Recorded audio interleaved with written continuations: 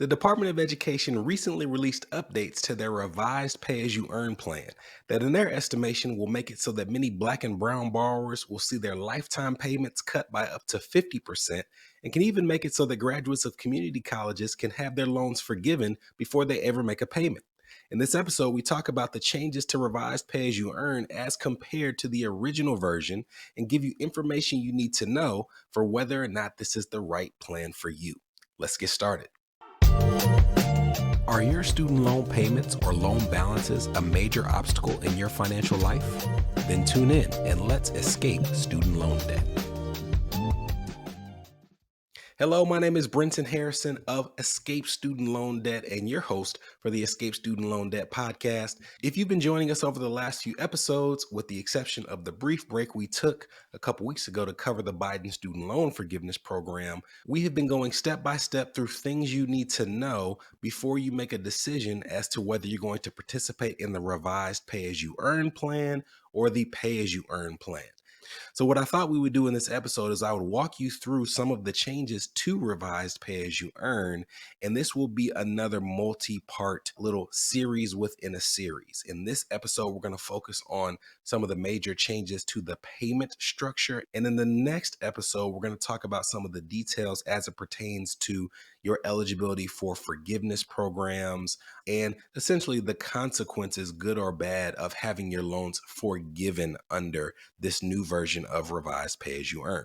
Let's talk first about eligibility. The previous version of revised pay as you earn had no eligibility requirements above and beyond the fact that you can only pay direct loans back using this payment program. Well, the updated version of revised pay as you earn works the exact same way. There is no eligibility requirement as to the dates you took out your student loans, but you can only pay direct loans using this plan.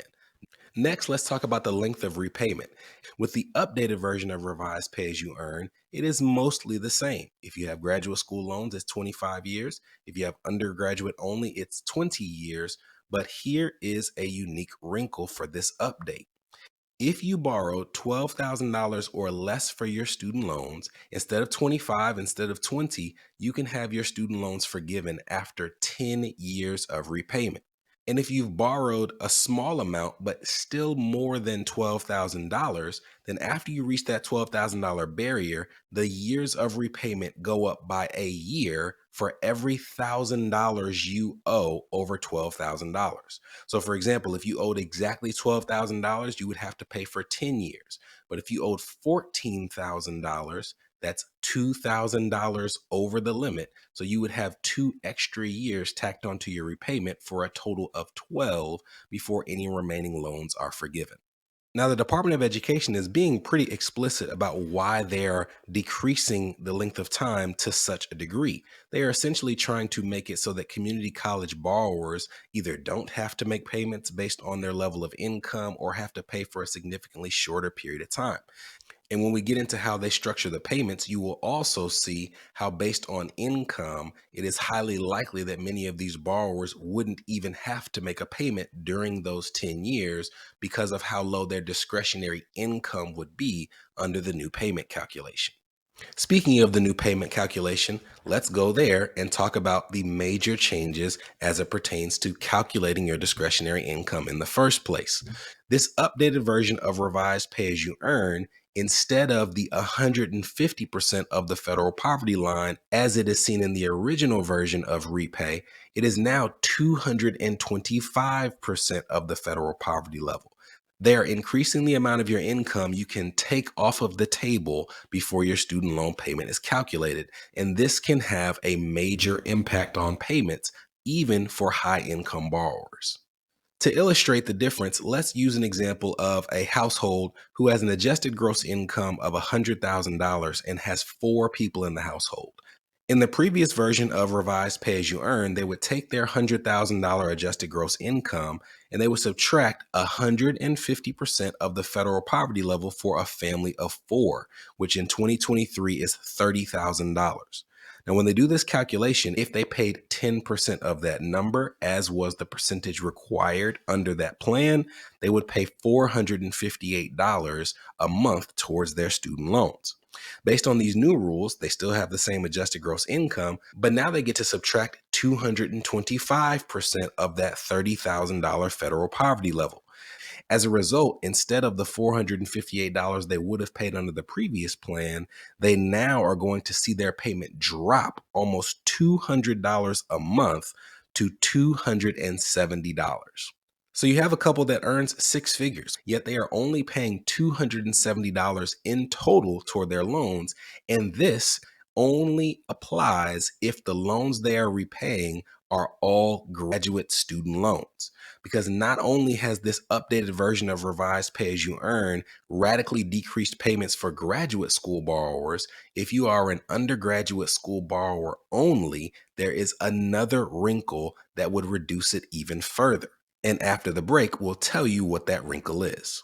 This is the Escape Student Loan Debt Podcast, a show for established professionals whose student loan payments or loan balances are impacting their marriage, their business, their credit, or their dream of achieving home ownership. We'll be right back. Are you interested in learning the tools and techniques we use to get student loans forgiven, reduced, reorganized, or expedited? Well, great news. We're currently updating our flagship course, Escape Student Loan Debt, to reflect the current changes in the student loan landscape. To stay up to date on the launch of the course and opportunities to sit in on our live recording sessions, head to escapestudentloandebt.com and join our email list now.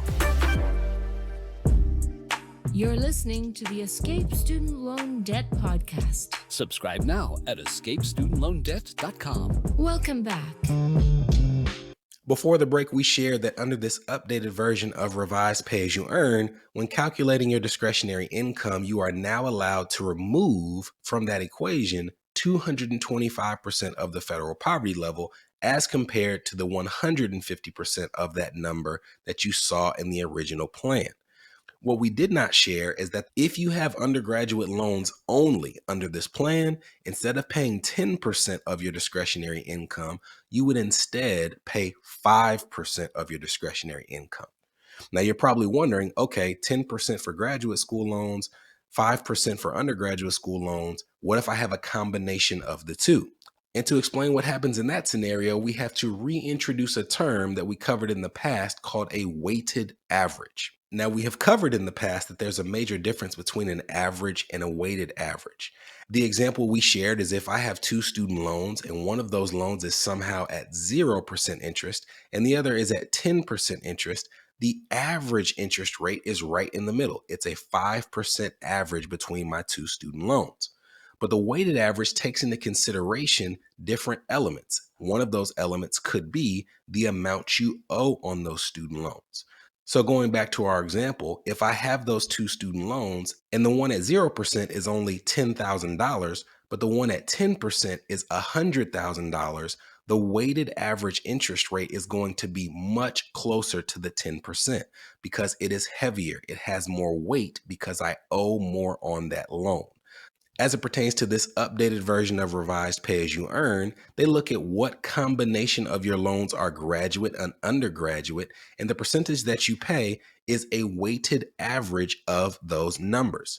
So for example, if you had 5 student loans and 3 of the 5 were graduate school loans, those graduate school loans would require you to pay 10% of your discretionary income if they stood alone. If 2 of the 5 are undergraduate loans, they would require you to pay 5% of your discretionary income. And what would happen in this scenario is the Department of Education or your loan servicer would take a weighted average of these numbers. And because there are 3 that require 10%, they have more weight. And it draws the interest that you pay towards the 10% number. And the result would be the weighted average of 8%. And I can tell you all of these iterations can make a major difference. We're covering a high income earner with some graduate school loans, and they're paying somewhere between $100, couple $100 a month on their student loans. This is a radical effort to eliminate student loan payments for a significant portion of borrowers in this country. But before I let you go, I also want to share with you, since this episode is focused on payments, a wrinkle for married borrowers as compared to the original version of revised pay as you earn. With the original version of Revised Pay As You Earn, if you were married, there was no difference between you filing your taxes together as a married couple or filing separately as a married couple.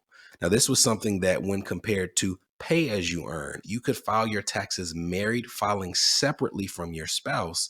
And in doing so, you would allow their income to be wiped away before your student loan payment is calculated.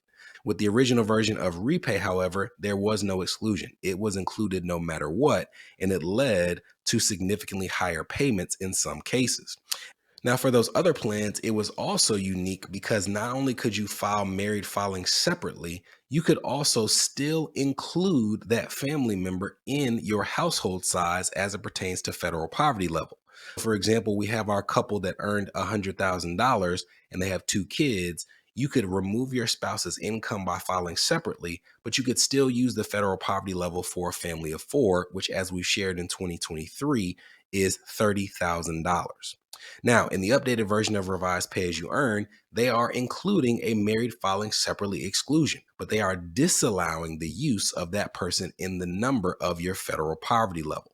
So instead of including them as the fourth person, you can take their income off the table, but now there's three people in your household when it comes to calculating your income.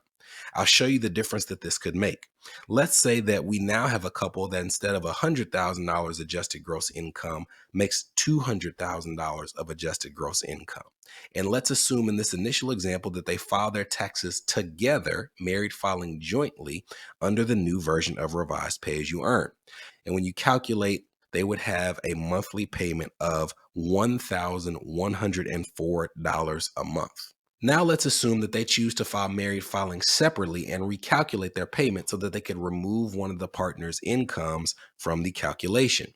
We're going to assume that the person who has the student loans earns $125,000 adjusted gross income. So we're going to drop the number in the calculation from $200,000 down to $125,000.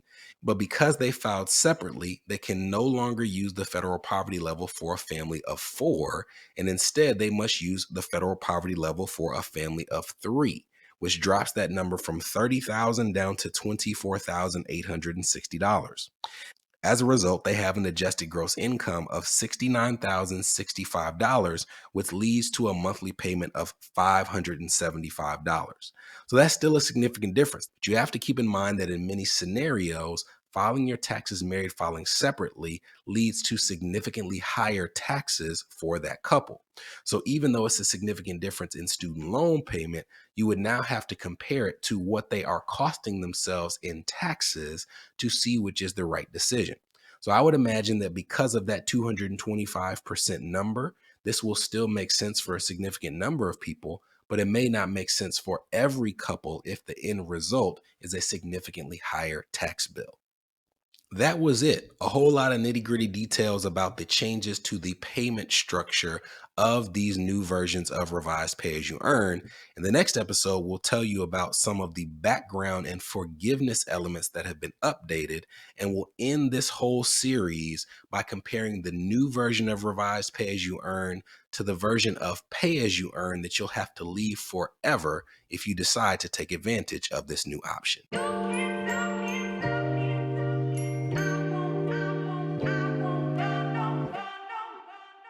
From Escape Student Loan Debt, this was the Escape Student Loan Debt Podcast, a show for established professionals whose student loan payments or loan balances are impacting their marriage, their business, their credit, or their dream of achieving homeownership.